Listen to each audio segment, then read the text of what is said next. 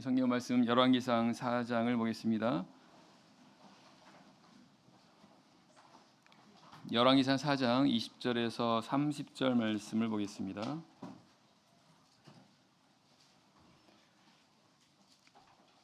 열왕기상 4장 20절에서 30절 말씀 제가 읽겠습니다. 열왕기상 4장 20절. 유다와 이스라엘의 인구가 바닷가에 모래같이 많게 되매 먹고 마시며 즐거워하였으며 솔로몬이 하수에서부터 블레셋 사람의 땅에 이르기까지와 애굽 지경에 미치기까지의 모든 나라를 다스림으로 그 나라들이 공을 바쳐 솔로몬의 사는 동안에 섬겼더라. 솔로몬의 일일분 식물은 가는 밀가루가 30석이요 굵은 밀가루가 60석이요 살찐 소가 10이요 초장의 소가 20이요 양이 100이며 그 외에 수사슴과 노루와 암사슴과 살찐 새들이었더라. 솔로몬이 하수 이편을 딥사에서부터 가사까지 모두 다스림으로 하수 이편의 모든 왕이 다 관할한 바 되매 저가 사방에 둘린 민족과 평화가 있었으니 솔로몬이 사는 동안에 유다와 이스라엘이 단에서부터 부엘세바에 이르기까지 각기 포도나무 아래와 무화과 나무 아래서 안연히 살았더라. 솔로몬의 병거에 말의 외양간이 4만이요 마병 1만 2천이며 그 관장들은 각각 자기 달에 솔로몬 왕과 왕의 상에 참여하는 모든 자를 위하여 먹을 것을 예비하여 부족함이 없게 하였으며 또 저희가 각기 직무를 따라 말과 준마에게 먹일 보리와 꼴을 그 말에 있는 곳으로 가져왔더라. 하나님이 솔로몬에게 지혜와 총명을 심히 많이 주시고 또 넓은 마음을 주시되 바닷가에 모래같이 하시니 솔로몬의 지혜가 동양 모든 사람의 지혜와 애굽의 모든 지혜보다 뛰어난지라. 아멘. 오늘 본문은 솔로몬이 왕이 되었을 때 그가 다스리는 나라가 어떤 모습이었는지를 말씀하고 있습니다. 한마디로 아주 번성한 그런 나라였다라고 말할 수 있습니다. 외적으로나 내적으로 번성한 나라였습니다. 어떻게 보면 가장 이상적인 나라라고 말할 수도 있을 것입니다. 어떤 나라가 이런 모습이었을까 할 정도로 오늘 본문에 기록된 이 나라의 모습은 정말 이상적인 그런 나라라는 것을 알게 됩니다. 솔로몬이 다스리는 그 나라가 이렇게 되었는데요. 어떻게 이런 번영한 나라를 이룰 수 있었는지 이런 말씀이 오늘 우리에게 어떤 교훈을 주시는지 함께 살펴보고 교훈을 얻도록 하겠습니다. 자, 20절 21절 말씀 제가 다시 읽겠습니다. 유다와 이스라엘의 인구가 바닷가에 모래같이 많게 되며 먹고 마시며 즐거워하였으며 솔로몬이 하수에서부터 블레셋 사람의 땅에 이르기까지와 애굽 지경에 미치기까지의 모든 나라를 다스림으로 그 나라들이 공을 바쳐 솔로몬의 사는 동안에 섬겼더라.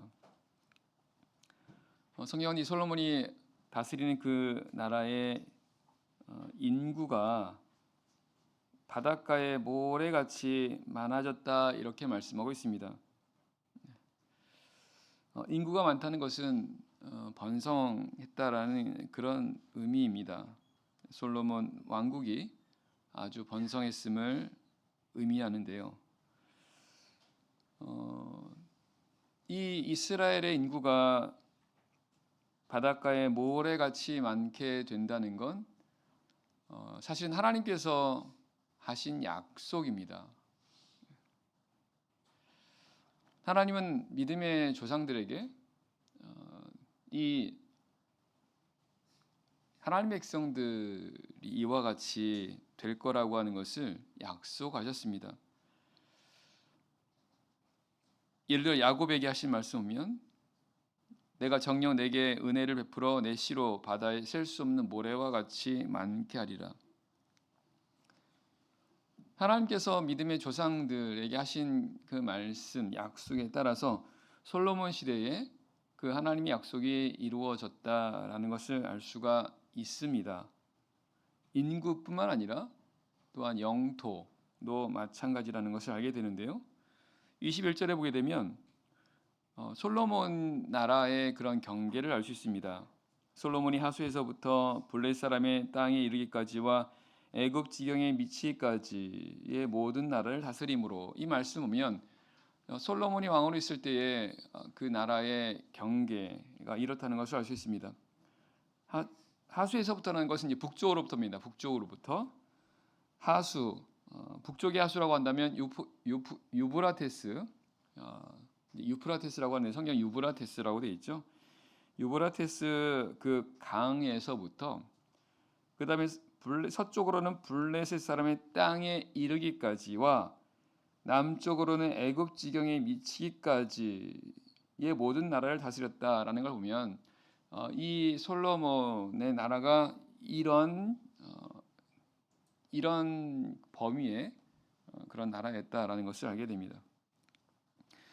근데 이것도 하나님께서 하신 약속이십니다. 하나님은 믿음의 조상들에게 이 하나님의 백성들이 이루게 될 이 나라, 그들이 살게 되는 그 나라의 경계, 그 나라의 지경이 이렇게 될 것이라고 말씀하셨습니다. 그 말씀이 지금 솔로몬 시대에 이루어진 것을 볼 수가 있습니다. 하나님께서 하신 약속이 이 솔로몬 시대에 이루어졌다라는 것을 알게 됩니다. 이 가나안 땅을 정복할 때 있어서 하나님은 여호수아에게도 바로 똑같은 이와 같은 말씀을 하셨습니다. 여호수아 1장 3절에서 4절에 보면 하나님께서 여호수아, 이제 가나안 땅을 정복하는 여호수아에게 하신 말씀에 보면 내가 모세에게 말한 바와 같이 물은 너희 발바닥으로 밟는 것을 내가 다 너희에게 주었노니 곧 광야와 이 레바논에서부터 큰 하수 유브라데 이르는 해쪽 속의 온 땅과 또 해지는 편 대해까지 너희 지경이 되리라라고 말씀하시면서 오늘 지금 솔로몬 왕국의 그런 범위와 동일한 그런 지경이 되게 하시겠다라고 말씀하셨습니다. 하나님께서는 여호수아에게 이제 이런 약속을 주셨는데, 근데 우리가 여호수아서를 보게 되면 여호수아와 이스라엘 백성들이 정복했던 이 가나안 땅은 실제는 하나님께서 그들에게 주신 약속에는 훨씬 미치지 못한다라는 것을 알게 됩니다. 그 하나님께서 약속하신 그 하나님 백성들의 이런 나라의 지경이 이렇게 온전하게 성취가 된 건, 이루어진 것은 바로 오늘 본문에 나와 있는 솔로몬 왕 때 이루어진 것을 볼 수가 있습니다.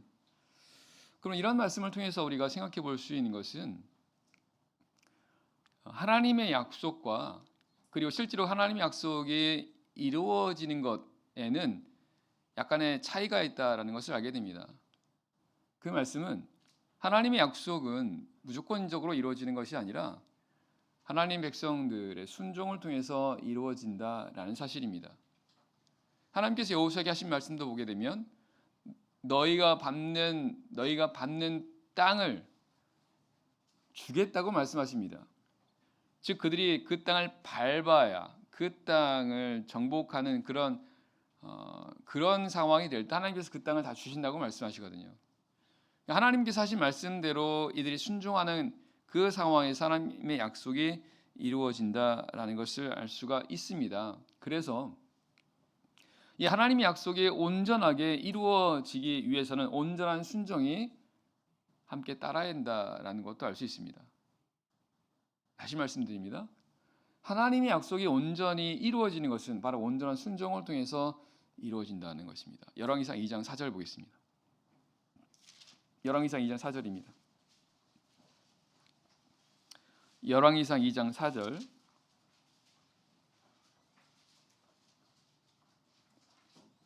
(2장 4절) 여호와께서 내 일에 대하여 말씀하시기를 만일 내 자손이 그 길을 삼가 마음을 다하고 성품을 다하여 진실이 내 앞에서 행하면 이스라엘 왕이 오를 사람이 내게서 끊어지지 아니하리라 하신 말씀을 확실히 이루게 하시리라. 다윗이 솔로몬에게 남긴 유언이었죠.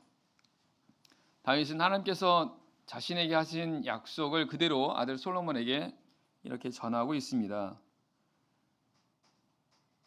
내 자손이, 다윗의 자손들이 마음을 다하고 상품을 다하고 진실이 행한다면, 하나님 앞에서 행한다면 하나님께서 다윗에게 하신 약속, 즉 이스라엘 왕위에 오를 사람이 끊어지지 않으리라고, 다시 말하면 계속해서 다윗의 자손들이 이 이스라엘의 왕이 될 거라고 하는 그 말씀, 이 약속을 확실하게 이루어 주시겠다라는 그 말씀을 하나님께서 하셨고, 다윗은 이 같은 말씀을 바로 지금 솔로몬에게 말하고 있는 것을 보게 됩니다. 그러면 이 말씀대로 한다면 마음을 다하고 뜻을 다해서 진실히 행한다는 것은 뭡니까? 온전히 행한다는 거예요. 온전히. 그래서 온전히 행하게 될 때, 온전히 하나님께 순종하게 될 때 그 하나님의 뜻이 온전히 이루어진다라는 그런 의미라는 것을 알게 되고요. 이 솔로몬 왕 때의 이 나라가 하나님께서 그 조상들에게 하셨던 약속의 말씀 그대로 이루어진 걸 보면 결국은 이 솔로몬 왕 때, 더 정확히 말하면 사실은 다윗 시대부터 이어지는 거죠. 다윗과 솔로몬 시대에 하나님의 말씀에 온전히 순종한 결과였다라는 것입니다. 하나님께서 이들에게 하셨던 그 약속들이 다윗과 솔로몬 시대에 온전하게 이루어진 것은 바로 다윗과 솔로몬 시대에 하나님께 온전히 순종하는 바로 그와 같은 일의 열매와 결과였다라는 사실입니다. 그래서 바로 솔로몬 시대에 그 영토가 하나님께서 말씀하신 그 약속대로 이렇게 이루어진 것을 볼 수 있습니다. 그래서 이 여호수아와 이스라엘 백성들이 실제로 차지한 이 가나안 땅하고 하나님께서 약속하신 이 땅의 경계는요, 사실 굉장히 큰 차이가 있습니다. 네. 그것은 이스라엘 백성이 가나안 땅을 정복할 때 그들이 차지했던 땅은 하나님께서 약속하신 그 땅, 약속한 땅에 아주 일부만 이제 성취가 됐다는 것입니다. 그런데 이제 솔로몬 시대, 다윗과 솔로몬 왕 때에 그 모든 하나님 약속대로 성취가 되다 보니까 이 영토가 어마어마하게 넓다는 것입니다. 그 이유가 바로 하나님께 온전히 순종한 그런 결과였다라는 것입니다. 하나님께서는 이와 같이 하나님께 온전히 순종하게 될 때에 하나님께서 하신 약속을 확실하게 이루어 주신다라는 그런 말씀을 여러 경로를 통해서 말씀하셨습니다. 하나님은 가나안 땅에 들어가는 것조차도 바로 이와 같은 그런 말씀으로 말씀하셨는데요. 민수기 32장에 보면 하나님께서 여호수아와 갈렙을 들어 말씀하십니다. 애굽에서 나온 사람들 가운데 20세 이상으로는 여호수아와 갈렙 외에는 이 가나안 땅에 들어갈 수 있는 사람이 한 명도 없을 거라고 말씀하십니다. 그 이유를 여호수아와 갈렙은 나를 온전히 순종했기 때문이라고 말씀하십니다. 반대로 여호수아와 갈렙을 제외한 나머지 사람들은 나를 온전히 순종하지 않았기 때문에 그들은 결단코 가나안 땅에 들어가지 못하게 하신다라는 말씀을 하셨습니다. 결국은 이 가나안 땅에 들어가게 되는 그 여부가 온전히 하나님께 순종한 자와 그렇지 않은 자로 이렇게 구분되는 것을 볼 수가 있습니다.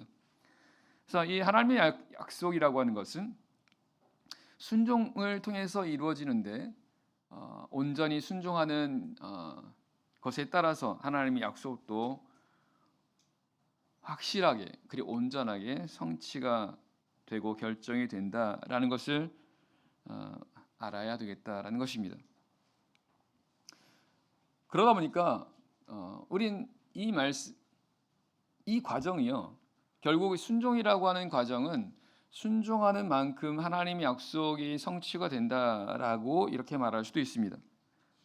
순종하는 만큼, 순종할수록 하나님의 약속이 이루어진다라는 것입니다. 하나님은 이런 사실도 여러 어떤 사람들을 통해서 상황들을 통해서 말씀하셨는데요. 예를 들면 이제 열왕기 하 4장에 보면 이제 하나님의 선지자의 생도라고 돼 있죠. 선지자의 생도의 아내가 엘리사를 찾아왔습니다. 그래서 자기 남편 즉 이 선지자 생도는 이제 죽었는데, 근데 이제 체주가 와서, 빚이 있으니까 체주가 와서 그 빚 대신에 이 두 자녀를 이렇게 종으로 취하겠다라고 하는 그런 상황 속에서 이 생도의 아내가 엘리사를 찾아왔습니다. 성경은 엘리사가 생도의 아내에게 이렇게 물었다고 말씀하십니다. 내 집에 무엇이 있든지 고하라는 것입니다. 그래서 엘리사는 이 생도의 아내를 그리고 그의 가정을 이제 도우려고 하는데 그의 가정에 무엇이 있는지를 물어봅니다. 그랬더니 기름 한 병 외에는 아무것도 가진 게 없다는 것을 알게 됩니다. 그러자 엘리사가 이 생도의 아내에게 이제 밖에 가서 그릇들을 다 빌려오라고 말합니다. 그릇들을 빌리는데 조금 빌리지 말고 조금 빌지 말라는 겁니다. 조금 빌지 말라는 것은 할 수 있는 대로 다 빌려오라는 것입니다. 그리고는 그 빌린 그릇에다가 이제 기름을 채우라고 말합니다.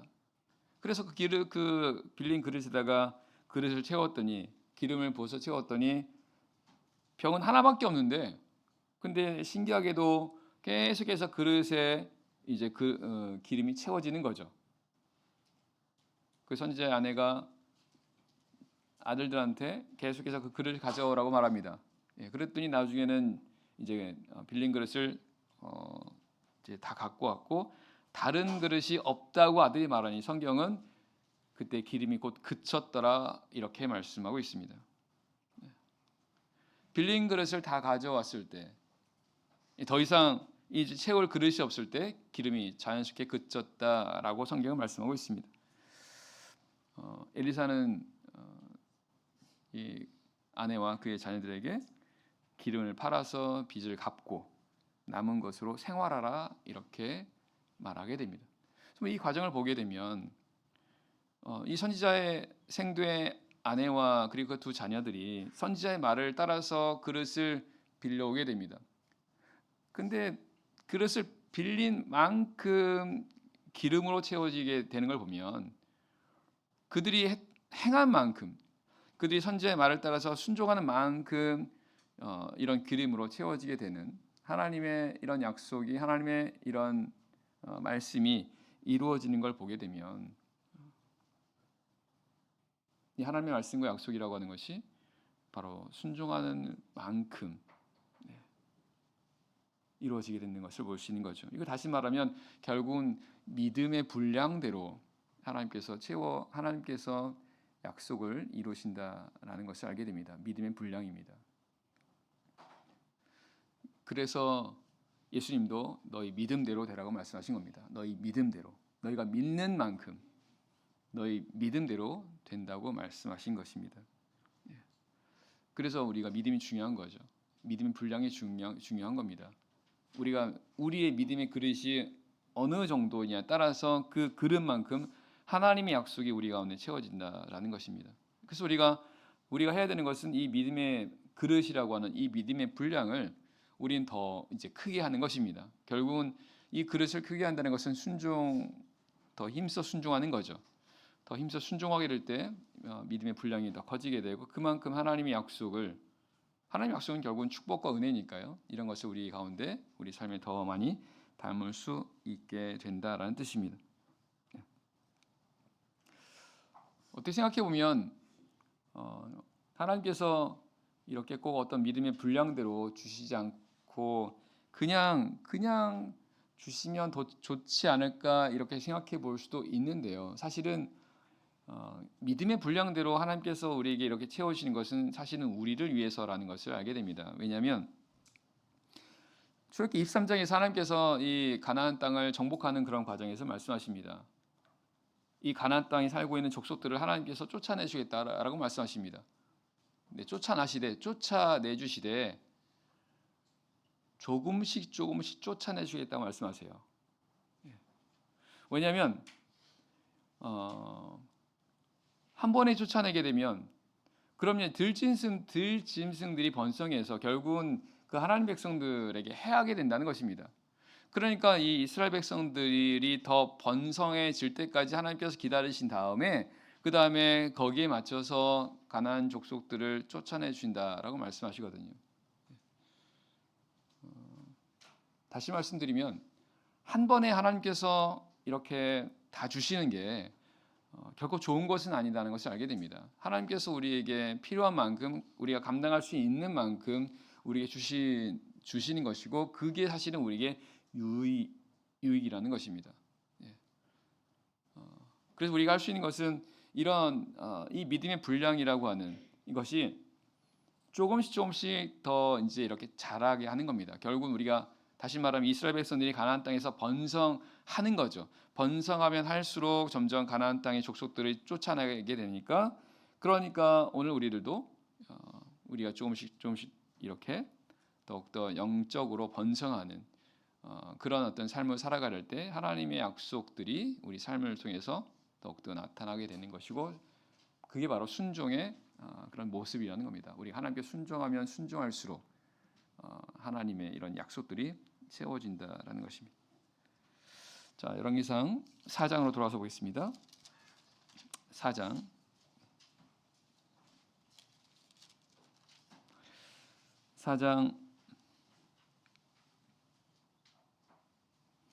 21절 다시 한번 보겠습니다. 4장 21절입니다. 솔로몬이 하수에서부터 블레셋 사람이 땅에 이르기까지와 애굽 지경에 미치기까지의 모든 나라를 다스림으로 그 나라들이 공을 바쳐 솔로몬이 사는 동안에 섬겼더라라고 있습니다. 이 솔로몬이 다스리는 이 나라의 영토가 큰 것뿐 아니라 이 솔로몬을 섬기는 나라들이 많았다라고 말씀하십니다. 그 나라들이 공을 바쳤다는 것입니다. 솔로몬이 사는 동안에 솔로몬과 그리고 그의 다스리는 이스라엘을 섬겼다라고 이렇게 말씀하고 있습니다. 이것은 당시에 솔로몬 나라가 강했다는 뜻입니다. 그랬더니 그 주변에 있는 나라들이 이제 솔로몬 나라가 강하니까 공을 바친 겁니다. 이제 조공을 바쳤다 이렇게 표현도 하는 거죠. 바로 이런 모습이라는 겁니다. 그러니까 이런 모습은 사실은 대부분의 성경에서 기록하고 있는 이스라엘 나라의 어떤 상황과는 사실 굉장히 많은 차이가 있는 것입니다. 무슨 말이냐면 성경에서 이스라엘의 모습을 보면 많은 경우에 주변의 그런 대적들로 인해서 이렇게 고통을 받고 그들에게 오히려 조공을 바치게 되고 하는 그런 모습들이 이스라엘의 역사 가운데서 성경에 기록된 이스라엘 역사 가운데 많은 부분을 차지하게 되는데 오늘 말씀 보게 되면 정반대의 모습이라는 것입니다.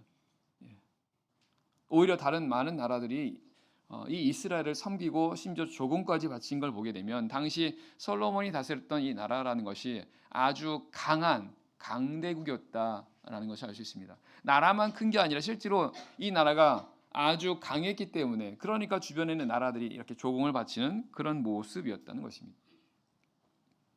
그럼 이런 모습들을 통해서 주시는 교훈이 있다면 뭘까요? 이 솔로몬 나라는요, 사실은 하나님의 나라를 예표합니다. 오늘 본문에 나오는 것처럼 솔로몬의 나라가 이렇게 많은 번성했고 그 다음에 또 평화스러웠고 또 오늘 말씀에 읽었던 것처럼 아주 이렇게 강한 나라가 되어서 심지어 다른 나라들이 이렇게 조공을 바치는 그런 정도의 나라였다라는 것은 바로 이 솔로몬 나라가 하나님 나라를 예표하고 있다라는 것입니다. 하나님 나라라는 것이죠. 그래서 하나님께서 다스리는 그 나라가 바로 이와 같은 이런 솔로몬이 다스린 나라와 같은 그런 모습이다라는 것을 이 솔로몬의 나라를 통해서 우리에게 보여주고 있다는 것입니다. 그래서 이사야 40장에 보게 되면 이 하나님의 나라에 대해서 곧 하나님의 나라가 이제 시작되게 될 거라고 하는 것에 대해서 아름다운 소식을 전하라는 내용이 나옵니다. 시온의 높은 산에 올라가서 외치라는 겁니다. 아름다운 소식을 전하라는 것입니다. 그 아름다운 소식이라고 하는 것은 하나님께서 장차 강한 자로 다스리게 될 거라는 것입니다. 그게 하나님 나라라는 것입니다. 그 말은 그 전까지는 이 이스라엘이 강한 나라가 되지 못했지만, 그래서 주변 나라로부터 늘 괴로움을 당하고 고통을 당하는 그런 상황이었는데, 심지어는 그래서 바벨론의 나라가 멸망당하고 바벨론의 포로가 되어서 그곳에서 노예로 삶을 살았는데, 이제 이 이스라엘 나라가 아주 강한 나라가 된다는 것입니다. 바로 이제 그걸 메시아의 나라라고 하기도 하는 거죠. 하나님 나라라는 것입니다. 그래서 하나님 나라가 아주 강해진다는 겁니다. 왜냐하면 하나님께서 아주 강한 능력으로 그 나라를 다스리시기 때문이라는 것입니다. 이게 하나님의 나라라는 거죠. 그래서 성경은 하나님의 나라가 이렇게 아주 강한 나라가 될 것이라고 말씀하십니다. 그 하나님 나라가 강한 것은 그 나라를 다스리는 하나님께서 전능하신 하나님이기 때문이라고 말씀하시는 거죠. 그래서 그 하나님 나라에 거하게 되면 그러면 능력 있는 삶을 살아가게 될 것이다 라고 성경은 말씀하고 있습니다.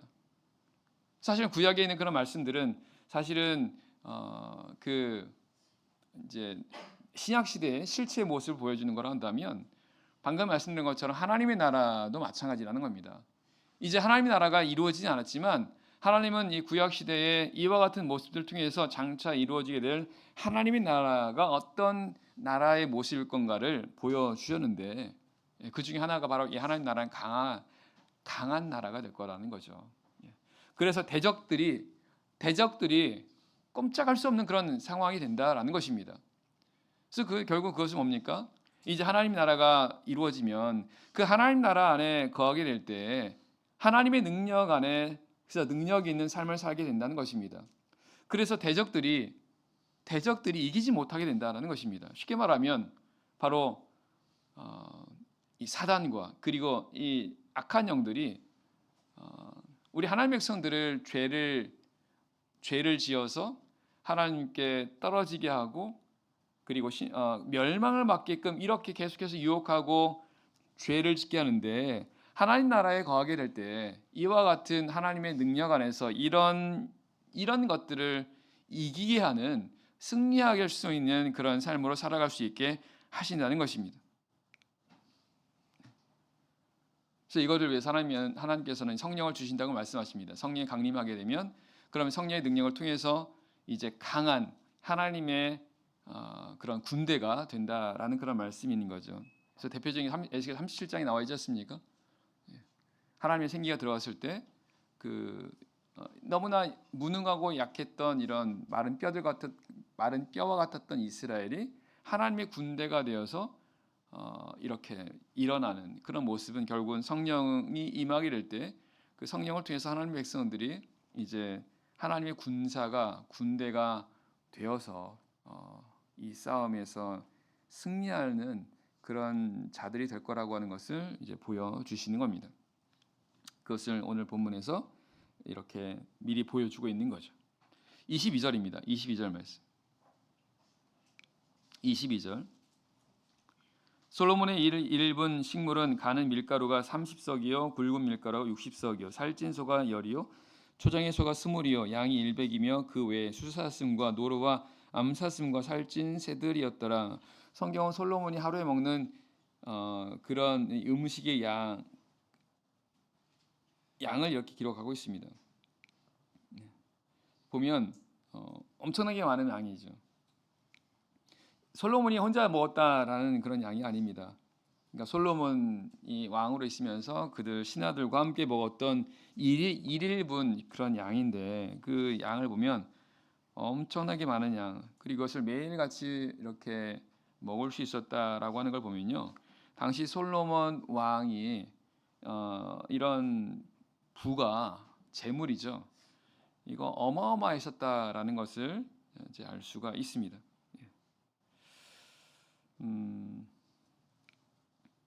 이 솔로몬이 이렇게 큰 부를 누릴 수 있었던 건 사실은 이건 하나님께서 하신 약속입니다.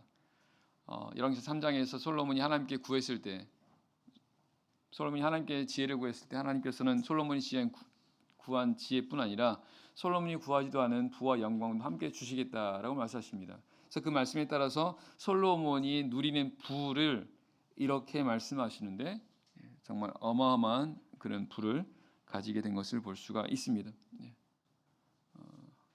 결국은 아까도 말했던 것처럼 이것은 이 솔로몬의 나라라는 것은 하나님 나라를 예표하는 것이니까요. 이 솔로몬이 다스린 나라가 이런 부강한 나라가 되었다라고 하는 것을 바로 이러한 모습을 통해서 말씀하시는 것입니다. 부강했다는 것입니다. 아무런 부족함이 없는 모든 것이 풍성한 그런 어떤 모습이라는 것입니다. 사실은 하나님의 나라가 바로 이와 같다라는 것을 보여주는 거죠. 하나님의 나라가 왜 이렇게 되는 것입니까? 왜냐하면 하나님께서 바로 그 하나님께서 모든 것을 갖고 계신 분이기 때문에 그렇습니다. 성경은 이 하나님의 나라에 대해서 교회는 곧 그의 몸이니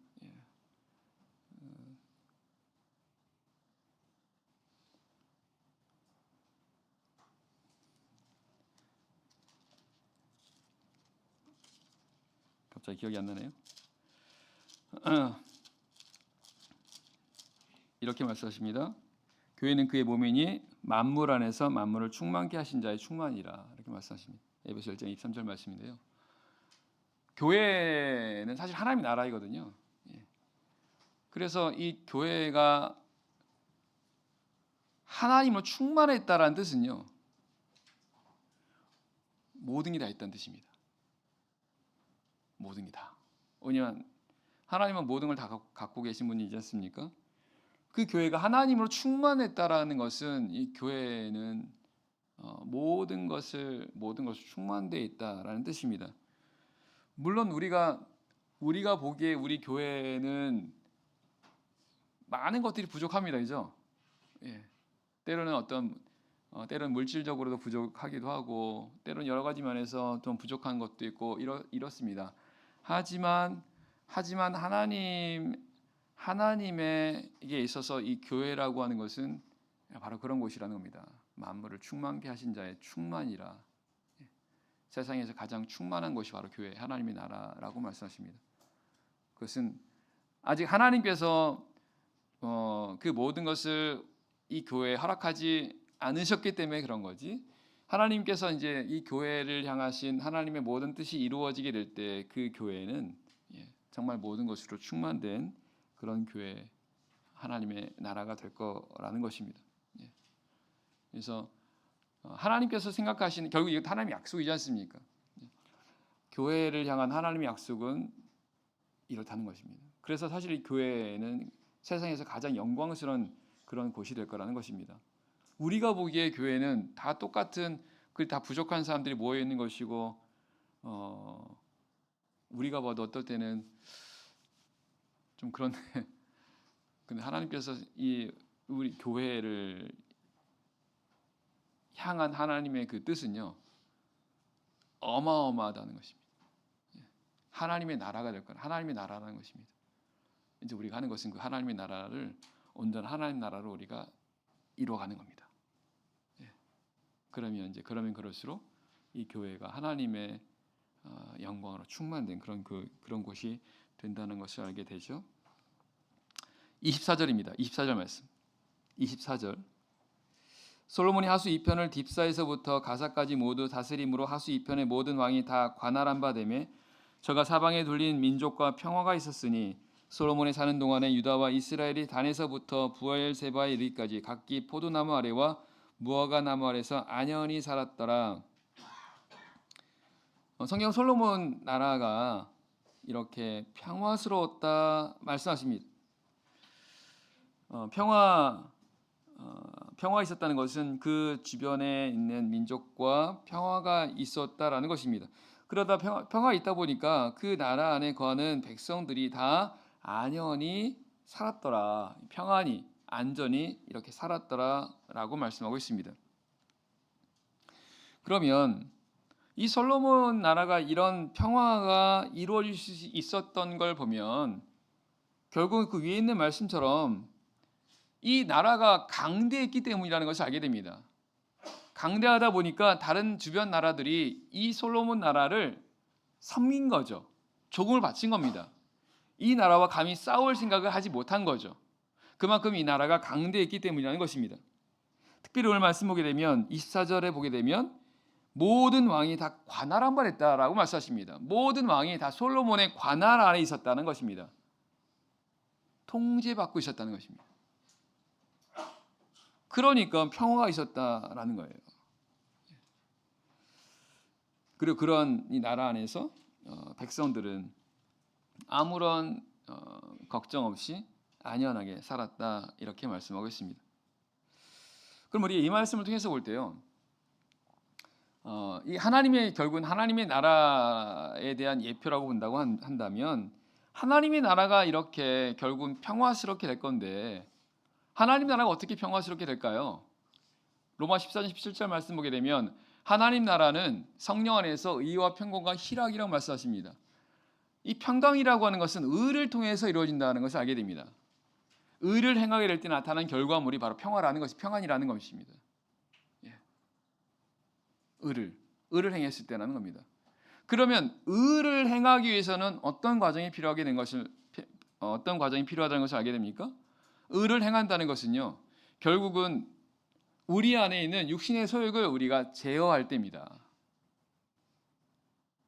마치 오늘 본문에서 솔로몬이 모든 그 밑에 있는 왕들을 다 즉 통제했다라고 말씀하는 것처럼 우리 안에 육신의 소욕들을 우리가 통제할 수 있다면 그럼 우리가 하나님의 말씀을 하나님의 뜻을 따라 행할 수 있게 되는 거죠. 그러면 그것이 의를 행하는 것이고 그 의를 행했을 때 나타나는 결과가 바로 평화라는 것을 알게 됩니다. 그래서 우리 삶이 이 하나님 나라라는 것은 교회 넓게는 교회지만 작게는 우리 성도 한 명 한 명이 하나님 나라이지 않습니까? 오늘 본문의 말씀처럼 이 하나님의 나라가 이루어지게 될 때 이런 모습이라는 것입니다. 우리 각자 하나님의 나라가 나라인데 하나님 나라로 온전히 세워지면 세워질수록 이런 솔로몬의 나라와 같은 모습이 된다는 것입니다. 솔로몬 나라처럼 이렇게 나라가 평화스럽게 되는 것, 이거는 우리 안에 있는 육신의 소욕들을 우리가 통제할 때 가능하다는 것입니다. 그렇게 하기 위해서는 성령의 능력으로 이거를 통제하는 거죠. 성령의 능력으로. 그래서 성경은 성령 안에서 의와 평안과 희락이라고 말씀하시는 거예요. 성령 안에서라는 겁니다. 성령을 통해서 이것이 가능한 거죠. 그래서 하나님의 나라는 반드시 성령이 있어야 되는 것이고 성령의 능력을 힘입었을 때 우리 안에 있는 육신의 소욕들을 우리가 관할하게 되면, 통제하게 되면, 제어하게 되면 그럼 결국은 우리 안에 우리 삶에서 이런 평화가 이제 있게 되고 그런 가운데서 안연히 살게 되는 진정한 평안의 모습으로 살게 된다라는 것을 알 수가 있습니다. 결국 이 평화라는 것은 그냥 얻어진 게 아니라 이건 힘이 필요합니다. 세상에서도 세상 나라도 평화가 있으려면 나라가 강해야 되지 않습니까? 강해야 평화를 이룰 수 있는 것처럼 영적인 나라도 마찬가지라는 것입니다. 그래서 우리가 진정한 평화를 누리기 위해서는 강해야 한다는 것입니다. 그래서 하나님께서 우리에게 성령을 주신 것이고 성령의 능력을 통해서 이런 능력 있는 삶을 살게 될 때 비로소 우리의 이 삶 속에서 진정한 평안이 이루어지게 된다는 것을 알 수가 있습니다. 29절 30절 말씀 읽겠습니다. 29절 하나님이 솔로몬에게 지혜와 총명을 심히 많이 주시고 또 넓은 마음을 주시되 바닷가에 모래같이 하시니 솔로몬의 지혜가 동양 모든 사람의 지혜와 애굽의 모든 지혜보다 뛰어난지라.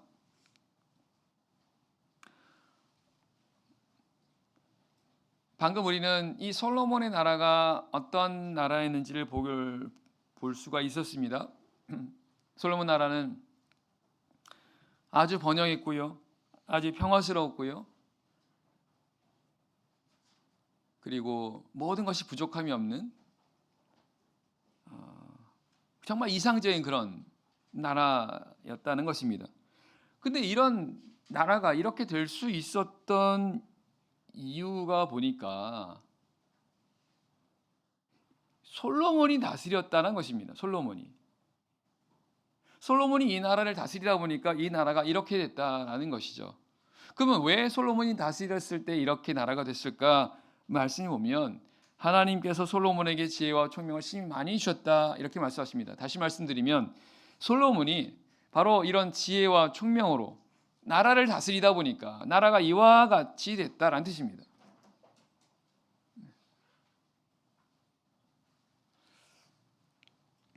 그럼 결국은 오늘 우리들도 마찬가지라는 것입니다. 성경은 우리 성도를 가리켜서 왕 같은 제사장이라고 말씀하지 않습니까? 왕이라는 겁니다. 그래서 우리가 우리라는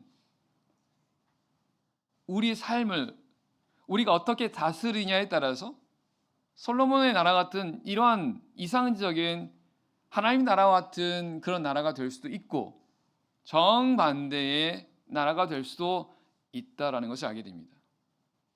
그러면 이런 솔로몬의 나라 같은 이런 이상적인 결국 하나님의 나라인데요. 하나님의 나라와 같은 이런 모습으로 우리의 어떤 삶이 결국 하나님의 나라인데 이 삶이 이렇게 되기 위해서는 바로 지혜가 필요하다는 것을 알게 됩니다. 지혜로 다스려야 한다는 것입니다. 지혜. 그래서 성경은 지혜가 제일이라고 말씀하신 겁니다. 지혜가요. 왜냐하면 솔로몬이 지금 지혜로 나라를 다스리다 보니까 다 나중에 필요한 것들이 다 이게 따라온다라는 것입니다. 지혜로 나라를 다스리니까 거기에 따라서 이제 번영도 따라오죠. 그 다음에 평안도 따라오죠. 그 다음에 또 평화도 따라오죠. 다른 모든 것들이 다 이게 따라온다는 것입니다. 근데 바로 지혜가 그렇게 된다라는 것입니다. 잠언 3장 15절에 이렇게 말씀하십니다. 지혜는 진주보다 귀하니 너희 사모하는 모든 것으로 이에 비교할 수 없도다. 그 우편에는 장수가 있고 그 좌편에는 부귀가 있나니 그 길은 즐거운 길이요 평강의 길이라 라고 말씀하십니다. 지혜를 얻으면 나머지 다 따라온다라는 것입니다. 그러니까 지혜가 제일이라는 것이죠. 그래서 지혜를 얻으라는 것입니다. 너희 가진 모든 것을 지혜를 얻으라고 말씀하십니다.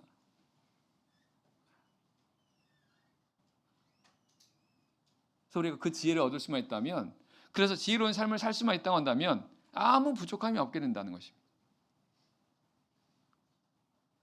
그래서 우리 삶에서 가장 중요한 것이 있다면 지혜를 얻어서 지혜로운 삶을 사는 겁니다. 그래서 이거는 나 자신만 그런 게 아니라 내 자녀들도 이런 지혜를 갖게 해서 지혜로운 삶을 살게 하도록 할 수만 있다면 그러면 아무 부족함이 없다는 것이죠.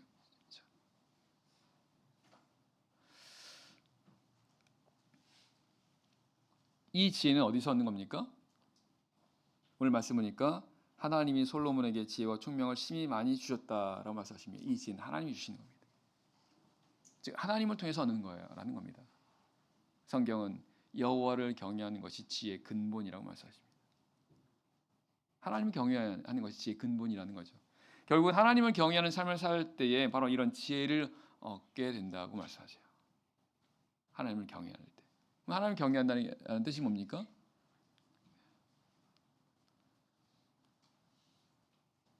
하나님의 말씀을 따라 행하는 것입니다. 하나님의 말씀을 따라 사는 것입니다.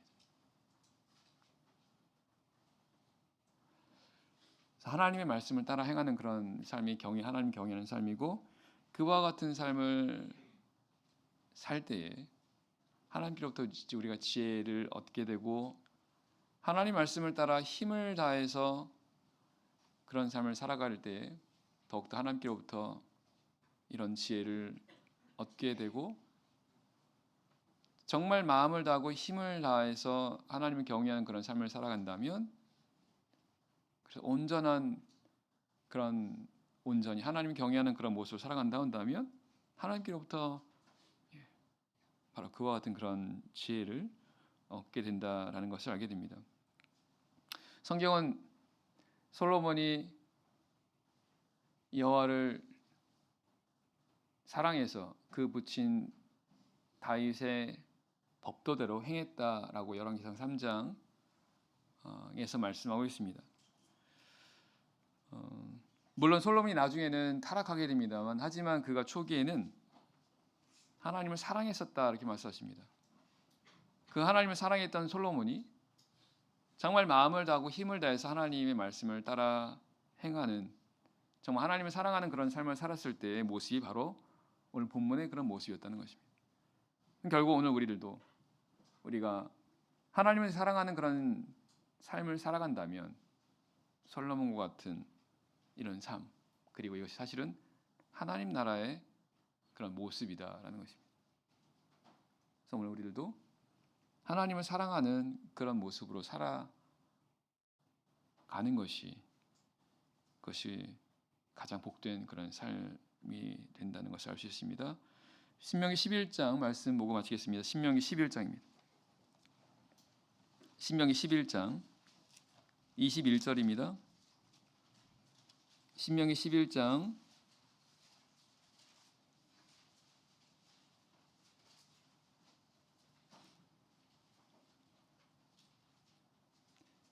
21절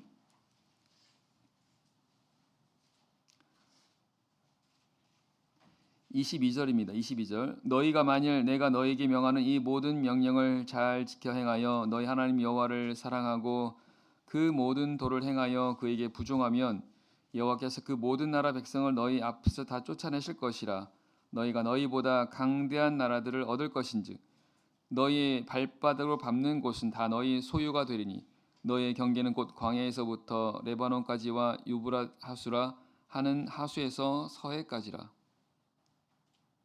여기까지 말씀하면요, 하나님께서 이스라엘 백성들에게 하셨던 약속입니다. 하나님을 사랑해서 그 모든 도를 행하게 될 때 하나님께서 바로 이런 지경을 주신다고 말씀하십니다. 바로 그 지경이 바로 솔로몬이 왕으로 있을 때 바로 그 지경이었다라는 것이죠. 결국은 솔로몬이 이렇게 하나님을 사랑해서 하나님 말씀을 따라서 그 모든 말씀을 따라 온전히 행했을 때의 바로 결과가 바로 그런 모습이었다라는 것이고 오늘 우리들도 마찬가지라는 것입니다. 그래서 우리가 하나님을 사랑하는 그런 삶이 반드시 필요하다라는 것을 알 수 있고 그렇게 될 때 지혜로운 사람이 되어서 지혜로운 하나님을 통해서 은혜 받게 된다는 것을 알게 됩니다. 바로 기도하시겠습니다.